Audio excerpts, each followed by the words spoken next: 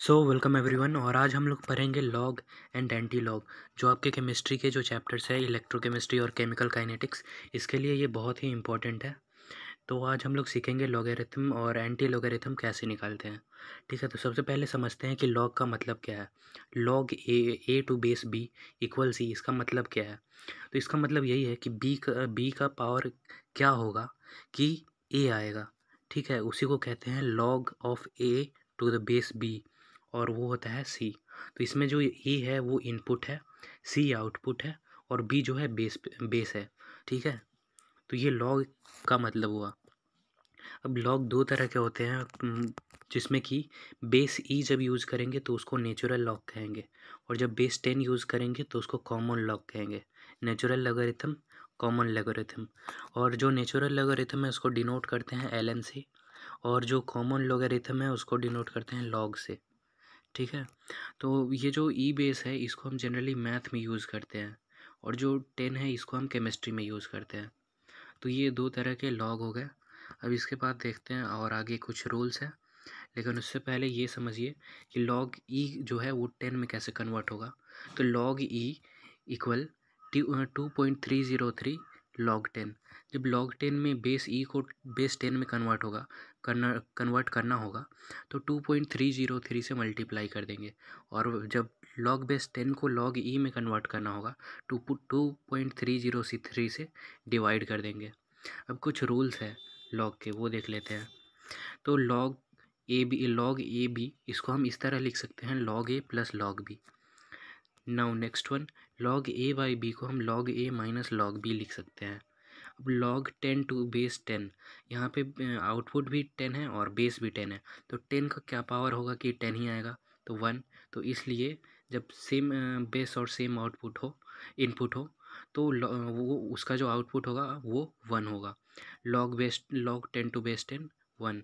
इसी तरह log E to base e 1। अब नेक्स्ट रूल है लॉग ए की power b to the base 10। तो ये जो बी है ये बाहर निकल जाएगा और ये हो जाएगा B log 10।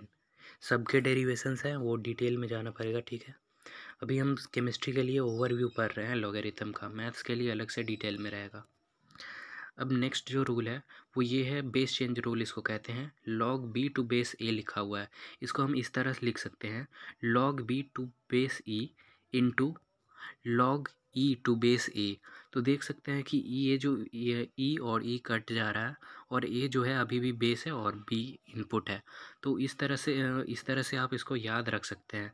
Log B to base A can be written as log B to base E into log E to base A.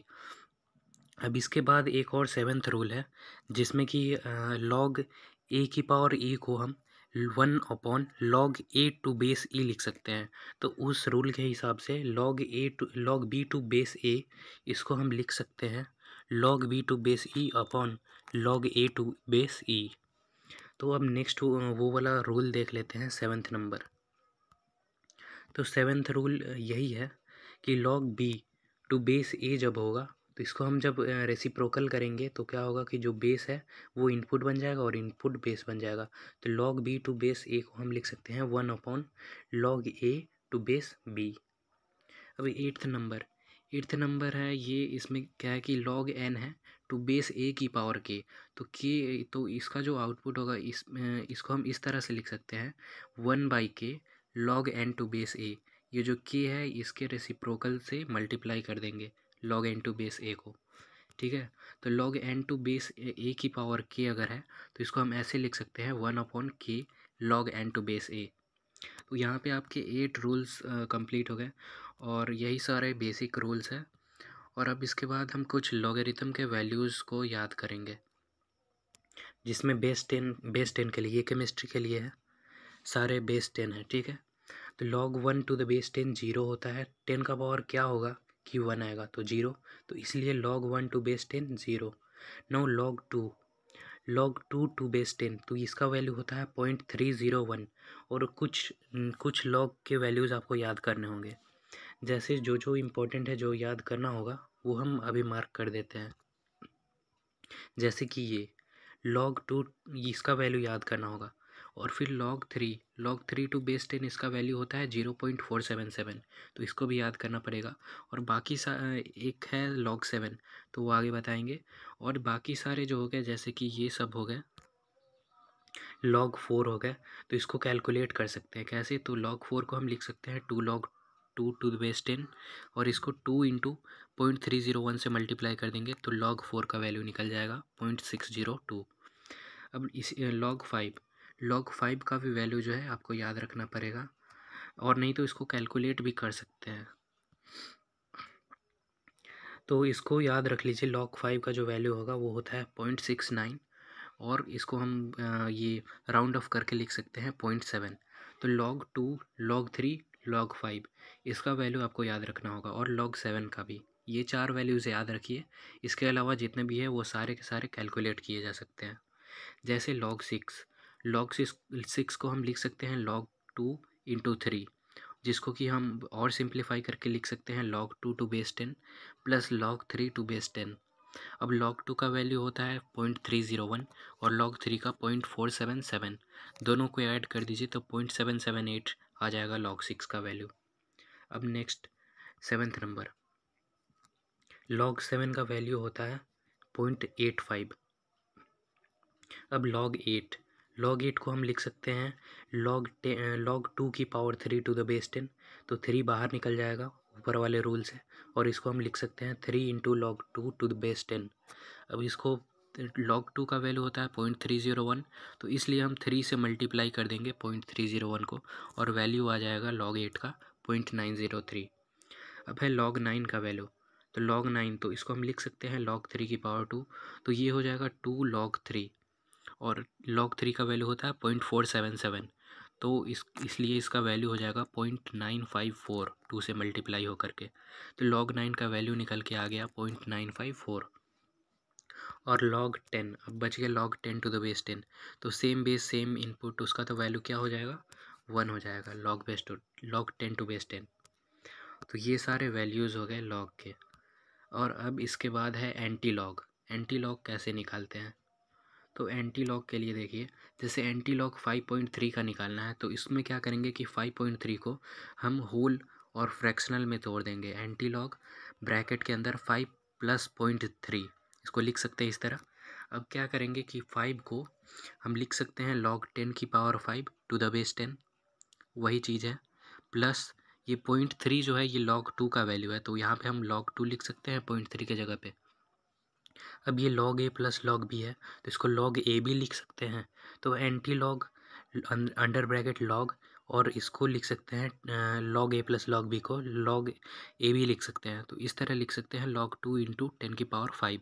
तो एंटी लॉग और log कट गया और आ गया 2 इंटू 10 की पावर 5। तो एंटी लॉग 5.3 का क्या होगा 2 इंटू 10 की पावर 5। ठीक है। अब एक और भी एग्जाम्पल है इसी तरह का, anti log of 2.7, anti log of 2.7, इसको 2.7 को हम लिख सकते हैं 2 प्लस 0.7। अब 2 को हम लिख सकते हैं log 10 की पावर 2 टू द बेस 10, और ये जो 0.7 है ये log 5 का वैल्यू है, ऊपर के टेबल में बताए थे। तो इसको इसके 0.7 के जगह पे रख दिए log 10 की पावर 5, और log a plus log b को हम लिख सकते हैं log a b, तो इसलिए ये हो गया log 5 इंटू 10 की पावर 2, और एंटी लॉग और log कट गया और आ गया एंटी लॉग ऑफ 2.7 5 इंटू 10 की पावर 2।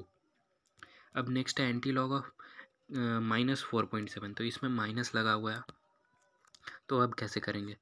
तो -4.7 है, तो इससे कम वाला जो वैल्यू होगा वो उसको हम लिखेंगे। जैसे ये एंटी लॉग ऑफ -4.7 है, तो -4.7 से जो कम होल नंबर है वो क्या है -5, तो हम -4.7 को इस तरह लिख सकते हैं anti log under bracket -5 plus 0.3, ये इतना ही आएगा।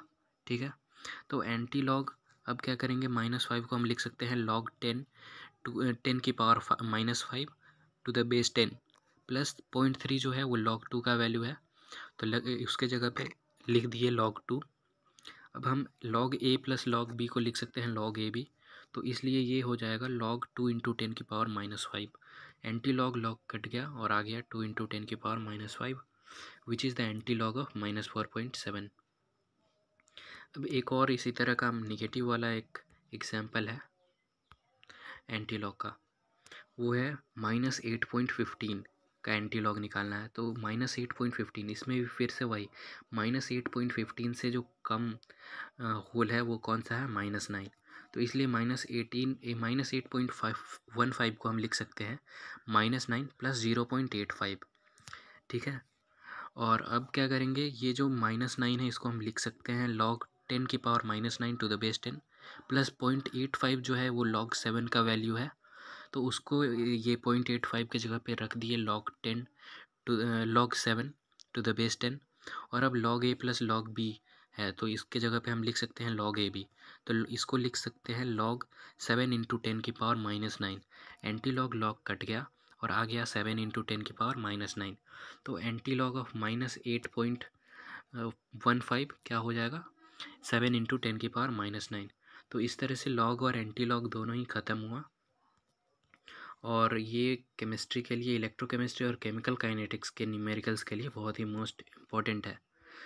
तो अच्छा लगे तो बताइए कमेंट में और सपोर्ट करिए, ठीक है। और इसके अगर PDF नोट्स चाहिए तो उसके लिए आप टेलीग्राम चैनल ज्वाइन कर सकते हैं, जिसका लिंक डिस्क्रिप्शन में दिया हुआ है, ठीक है। CBSE term 2 study material. So thank you everyone.